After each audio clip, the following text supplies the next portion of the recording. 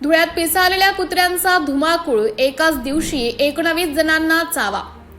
धुळ्यात पिसाळलेल्या कुत्र्याने धुमाकूळ घालत एकाच दिवशी तब्बल 19 जणांना चावा घेतल्याची धक्कादायक घटना समोर आली आहे। यामध्ये शहरातील बारापत्तर भागातील पेट्रोल पंपावर काम करणाऱ्या एका महिला कर्मचाऱ्यावर देखील कुत्र्याने हल्ला केल्याचा प्रकार समोर आला आहे। हा संपूर्ण प्रकार सीसीटीव्ही कॅमेऱ्यात कैद झालाय।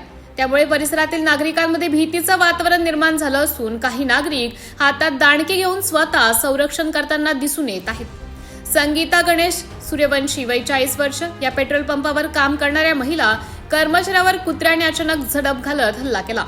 या हल्ल्यात त्यांच्या हाताला गंभीर दुखापत झाली आहे। मात्र पंपावर काम करणाऱ्या एका कर्मचाऱ्याने तात्काळ धाव घेत कुत्र्याला हुसकावून लावल्याने मोठा अनर्थ टळला। या घटनेमुळे संतप्त झालेल्या नागरिकांनी पिसाळलेल्या कुत्र्याचा बंदोबस्त करण्याची मागणी महापालिका प्रशासनाकडे केली आहे। नाव सांगा, काय प्रकार घडला?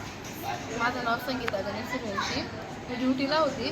ती कुत्री कालपासून फिरून होती। काल एका मुलीलाही चावली ती कुत्री आणि आज येतं तिने एकदम म्हणजे त्या मी ड्युटीला उभी होती, म्हणजे इथेच कुत्री आलेली, मग तिने एकदम धाव घेत होती।